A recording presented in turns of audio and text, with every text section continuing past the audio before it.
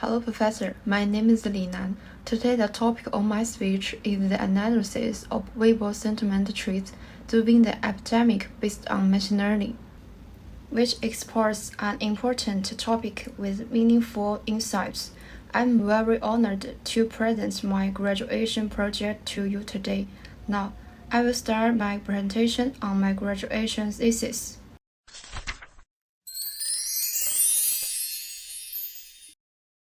The COVID-19 pandemic not only impacted physical health worldwide, but also triggered profound emotional and psychological changes among the public.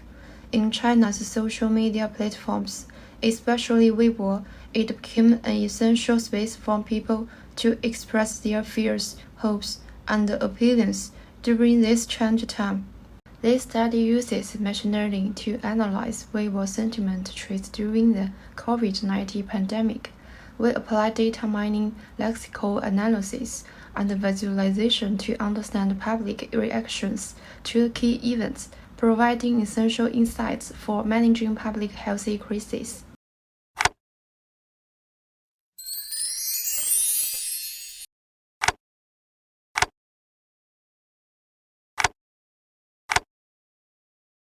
This section is about problem statement. The COVID-19 pandemic has caused unprecedented global disruption, profoundly affecting public psychology and emotions.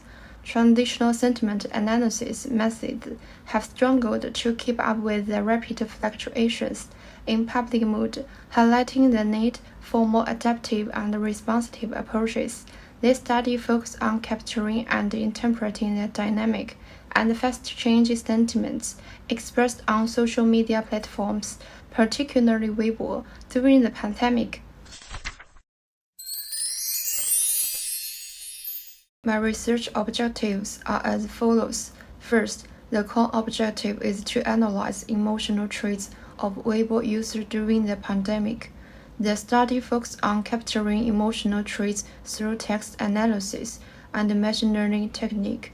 By utilizing sentiment dictionaries and clustering algorithms, the emotional shifts were categorized into positive, neutral, and negative. This approach reveals both sentiment polarity and the intensity of public emotions during different stages of the pandemic. Second, the specific objective is to understand public emotional response to key events.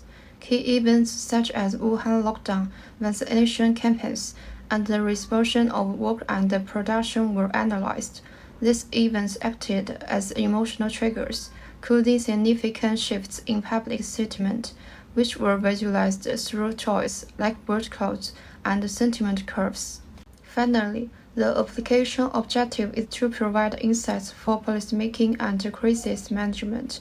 This research aims to support policymakers by identifying emotional traits and enabling timely interventions, such as clear communication and psychological support. This finding can also contribute to improve real-time sentiment analysis tool for future crises.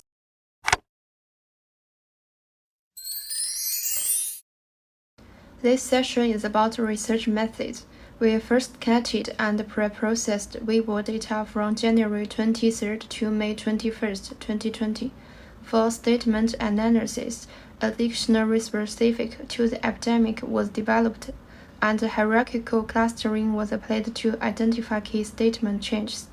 Python and libraries such as Scrapy and Matplotlib were used to generate visualizations such as word clouds and sentiment curves.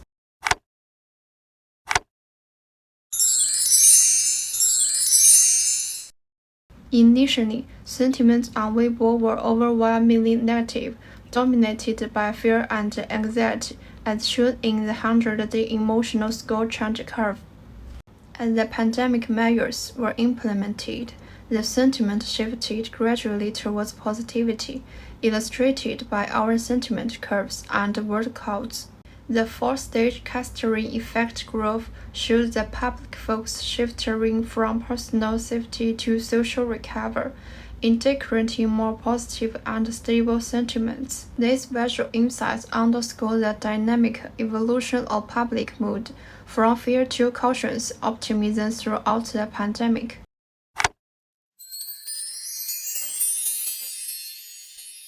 In conclusions, 1. Significant impact as prevention and control measures have been effectively implemented. The positive emotions of the public has gradually improved, reflecting the public's confidence in overcoming the epidemic.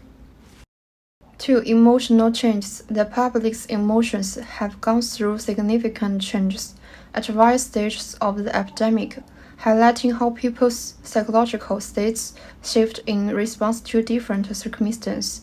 These emotional shifts reflect the dynamical nature of public psychology as individuals adapt to challenges, uncertainties, and developments during the pandemic, from initial fear and anxiety to growing hope and resilience. These changes demonstrate how emotions evolve with the progression of events. 3. The study highlights the critical role of transparent communication and consistent emotional monitoring in addressing public concern during crises. It provides a solid scientific foundation for designing effective, responsive, and well-informed policies that can better support public well-being and enhance crisis management strategies. Based on our findings, we propose the following recommendations. 1. Improvement tools. Enhance real-time emotional analysis tools to improve monitoring and early warning to change in public mood. 2. Focus on health. Emphasize the importance of focus on public mental health during the pandemic and develop effective intervention measures. 3. Data-driven.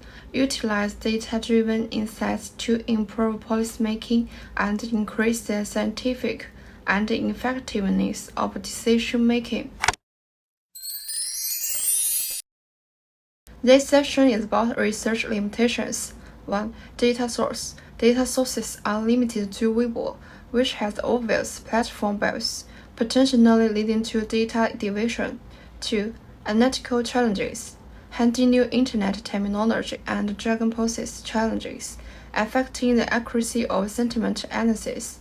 3. Methodological constraints. The accuracy of sentiment analysis depends on the expansion of a dictionary, requiring continuous improvement of the dictionary library. Looking to the future, our research suggests that improvements can be made from the following points. 1. Expand scope. Analyze sentiments across various social media platforms to gain a broader understanding of global emotions. 2. Enhance methodologies. Introduce machine learning models to optimize sentiment analysis capabilities and improve the accuracy and efficiency of analysis. 3. Cross-cultural studies. Conduct cross-cultural emotional comparison research to explore differences in public sentiment across different cultural backgrounds.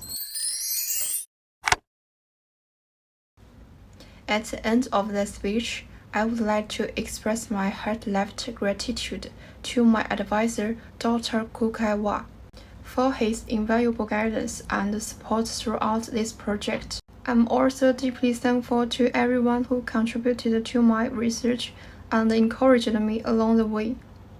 Lastly, thank you all for taking the time to listen to my presentation. Terima kasih.